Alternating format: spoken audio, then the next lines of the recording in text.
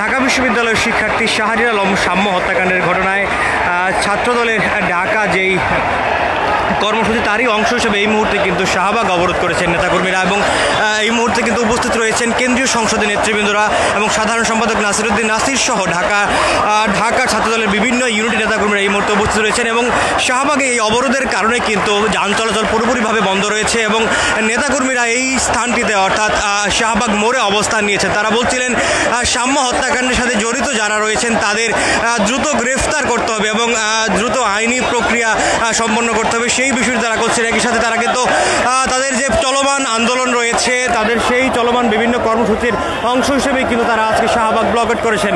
দর্শক, এই মুহূর্তে কিন্তু শাহবাগ যদি আপনাদেরকে দেখানোর চেষ্টা করি, শাহবাগ মোড়ে ছাত্রদলের ঢাকা সহ বিভিন্ন ইউনিট থেকে নেতাকর্মী এসেছেন, তারা কিন্তু শাহবাগ ব্লকেট করেছেন, যার কারণে যান চলাচল পুরোপুরিভাবেই কিন্তু বন্ধ রয়েছে। ছাত্রদলের নেতাকর্মীরা কিন্তু তারা রাস্তায় বসে পড়েছেন, তারা বিভিন্ন স্লোগান দিচ্ছিলেন, সাম্যের বিচারের জন্য কিন্তু তারা স্লোগান দিচ্ছেন। আপনাদের যদি জানিয়ে রাখি, কয়েকদিন আগে কিন্তু সোহরাওয়ার্দী উদ্যানে হত্যাকাণ্ডের শিকার হয়েছিলেন ছাত্রদলের নেতা শাহরিয়ার আলম সাম্য। তিনি ঢাকা বিশ্ববিদ্যালয়ের SRF রহমান হলের ছাত্রদলের শিক্ষা এবং সাহিত্য ও প্রকাশনা সম্পাদক দায়িত্ব পালন করছিলেন। ছাত্রদলের সভাপতি রাকিবুল ইসলাম রাকিব এবং সাধারণ সম্পাদক নাসিরউদ্দিন নাসির কিন্তু এই মুহূর্তে রয়েছেন শাহবাগ মোড়ে।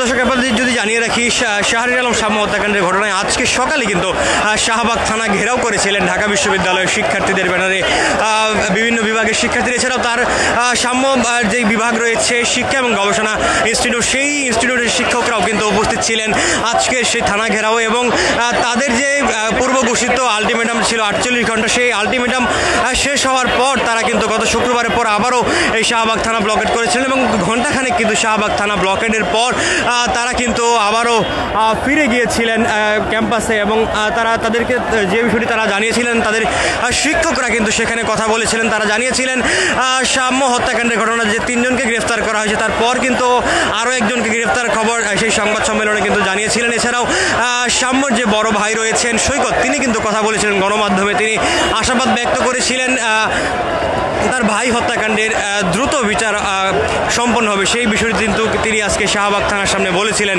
এবং শিক্ষার্থীরা ঘণ্টাখানেক অপেক্ষা সেখানে অবস্থানের পর তারা ফিরে গিয়েছেন এবং বিভিন্ন কর্মসূচি কিন্তু জাতীয়তাবাদী ছাত্রদল দিয়ে আসে এবং একজন কর্মী নিহতের ঘটনায় কিন্তু তারা বিভিন্ন কর্মসূচি, তার মধ্যে ঢাকা বিশ্ববিদ্যালয়ের উপাচার্য প্রক্টরের পদত্যাগ তারা দাবি করেছিলেন কিছুদিন আগে এবং যেই হত্যাকাণ্ডের ঘটনার পরদিন কিন্তু শাহবাগে তারা ঢাকা বিশ্ববিদ্যালয়ে বিক্ষোভ মিছিল করেছে এবং বিশ্ববিদ্যালয়ের উপাচার্য এবং যে প্রক্টর রয়েছেন তাদের পদত্যাগ দাবি করেছিলেন। এছাড়া ক্যাম্পাসের নিরাপত্তার বিষয় নিয়েও কিন্তু কথা বলেছিলেন ছাত্রদলের নেতাকর্মীরা এবং তারপর দিয়ে শুক্রবারেও কিন্তু বিক্ষোভ মিছিল করছে এবং টানা কিন্তু বিভিন্ন কর্মসূচি দিয়ে আসছে জাতীয়তাবাদী ছাত্রদল এবং যারই অংশ হিসাবে সাম্য হত্যাকাণ্ডের বিচারের দ্রুত বিচার দাবি এবং দোষী যারা রয়েছেন তাদের শাস্তির দাবিতে কিন্তু এবং গ্রেফতারের দাবিতে এই মুহূর্তে শাহবাগ ব্লকেট কর্মসূচি অর্থাৎ অবরোধ করেছেন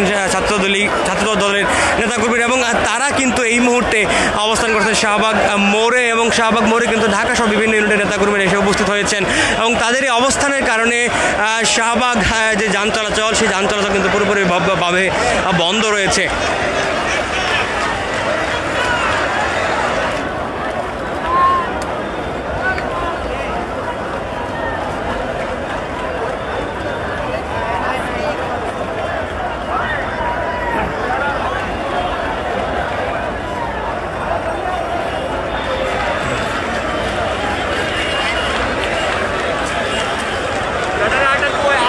ইতিমধ্যে মধ্যেই কিন্তু আজকের এই সমাবেশে উপস্থিত হয়েছেন জাতীয়তাবাদী ছাত্র দলের সভাপতি রাকিবুল ইসলাম রাকিব এবং সাধারণ সম্পাদক নাসির উদ্দিন নাসির সহ কেন্দ্রীয় নেতৃবৃন্দরা এবং ঢাকার বিভিন্ন ইউনিটের নেতৃবৃন্দরা উপস্থিত হয়েছেন।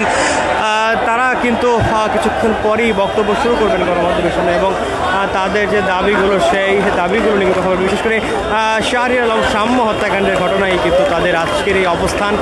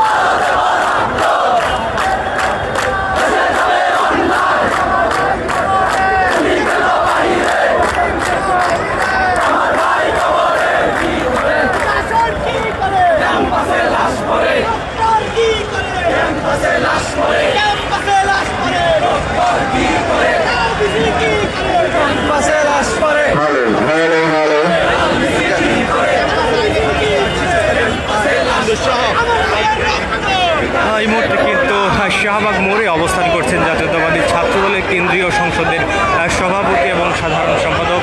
তারা কিন্তু এই মুহূর্তে এই অবরোধ কর্মসূচিতে কিন্তু উপস্থিত রয়েছেন এবং কিছুক্ষণের মধ্যেই কিন্তু গণমাধ্যমে কথা বলবেন তারা।